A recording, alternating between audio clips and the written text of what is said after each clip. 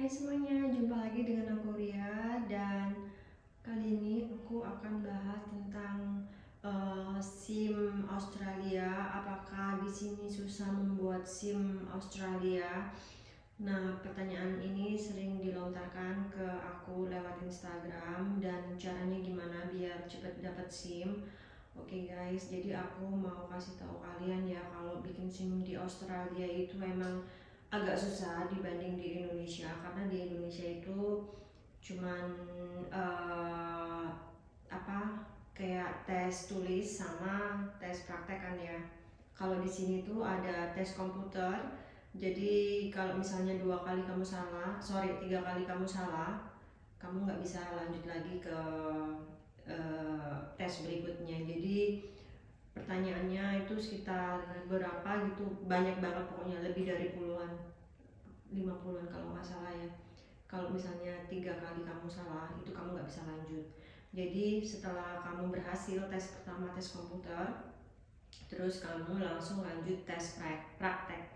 Dan tes praktek ini susah ya karena kamu diawasi sama satu instruktur. Jadi dia ada di mobil kamu dan kamu dibawa jalan-jalan. Gimana caranya 3 point apa ya namanya, 3.1 kalau nggak salah, pokoknya putar balik. Gimana caranya kamu di jalan itu susah banget dan kamu harus sekolah.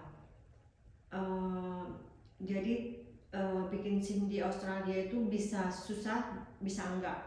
Susahnya kenapa? Kalau susahnya itu karena mereka itu detail banget. Jadi sekali kamu salah, kamu nggak bakalan bisa dapat SIM tersebut. Gimana caranya biar kamu tuh lolos buat SIM, bikin SIM di Australia? Jadi kamu harus sekolah mobil dulu sampai mungkin 2-3 kali gitu kamu bakalan tahu, oh ternyata trik-triknya seperti ini. Tapi kalau kamu nggak sekolah, dijamin kamu bakalan gagal, fail bisa sampai 3 kali.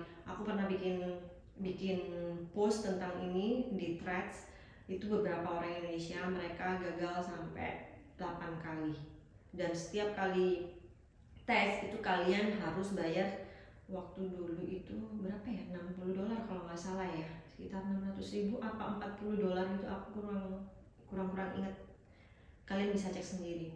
Jadi kalau kamu satu kali tes itu gagal ya udah angus. Kalau aku tes gagal tes komputer 1 kali karena aku nggak belajar. Jadi dari situ aku langsung belajar. Waduh, belajarnya itu sekitar 2 mingguan. Aku harus lihat di apa namanya, di web. Aku pelajari semua tuh setiap malam. Aku inget-inget, oh ini berarti jawabannya ini. Yang kedua kali aku lolos. Terus tes praktek aku gagal 1 kali karena aku pikir, aku kan udah setir di Indonesia tuh udah ada bukan puluhan tahun, maksudnya udah ada 10 tahun lebih lah ya. Jadi menurut aku tuh kayak, oh pasti cuman gitu-gitu aja kan nyetirnya. Ternyata yang dites tuh bukan karena kamu di jalan gimana bisa nyetir, enggak, bukan seperti itu. Ternyata mereka itu ngetesnya itu lebih ribet dari apa yang aku bayangin. Jadi 1 kali tes itu gagal gara-gara spion mobilku itu ujungnya ada yang retak, ada pecah sedikit gitu. Mereka nggak mau, jadi aku langsung gagal. Jadi sebelum tes dimulai itu aku udah gagal gara-gara spionku ujungnya retak sedikit, jadi harus diperbaiki. Terus akhirnya aku minta, karena mobil itu waktu itu apa ya, susah dapetin spion, maksudnya harus pesen ke Eropa spionnya itu. Aku udah kayak nggak sabar gitu loh, udah pokoknya pengen tes. Akhirnya aku dibeli mobil suamiku yang khusus buat aku, yang aku nyaman. Akhirnya aku daftar sekolah driving itu sebanyak 4 kali. Per pertemuan itu sekitar $75 sekitar 750.000 ya sekitar segituan, 4 kali. Dan selama 4 kali itu aku diajak muter-muter. Itu aku diajarin gimana caranya nyetir yang benar, gimana caranya lihat blind spot itu harus sampai yang ke belakang gini guys. Jadi harus sampai melihat ke ke kaca belakang mobil. Terus kalau pokoknya ribet banget menurut aku. Maksudnya itu lebih ribet banget lah, aku susah jelasinnya ya. Jadi intinya kamu kalau misalnya mau dapet SIM mobil di Australia, kamu harus sekolah mobil dulu walaupun kamu sudah bisa mahir di Indonesia. Kalau misalnya kamu nggak sekolah, waduh, nggak bakalan mereka kasih kamu SIM karena di sini tuh ketat banget.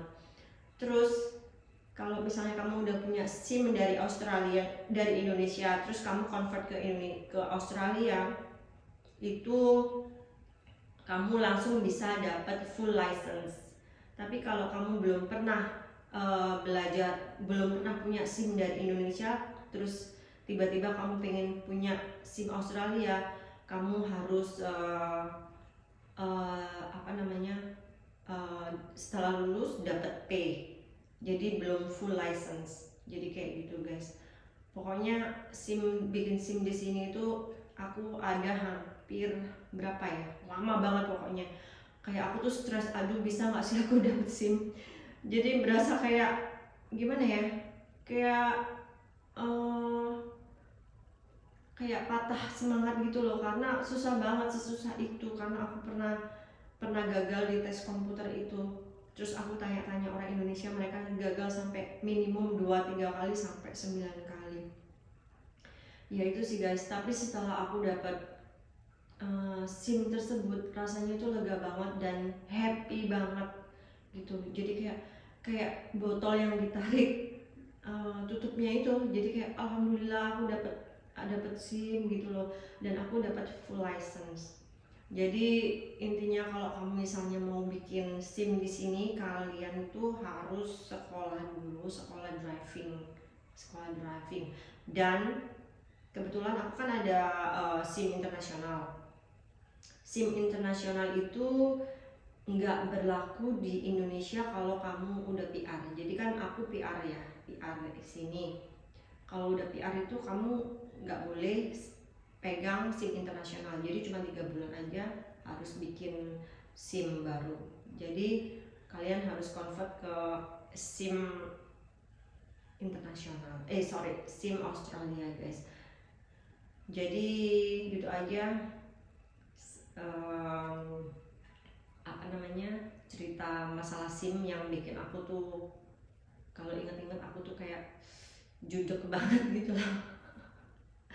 Oke guys, thank you for watching. Kalian kalau misalnya mau pertanyaan apa aja, kalian bisa komen di sini ya. Kalian misalnya tanya apa aku bakalan jawab. Atau kalian pengen aku bikin vlog apa, kalian juga bisa bilang ke aku, Kak aku mau vlog ini dong, jadi ntar aku jelasin. Tapi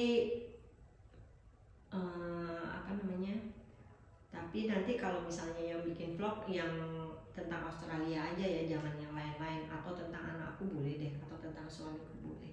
Oke guys, thank you for watching, bye.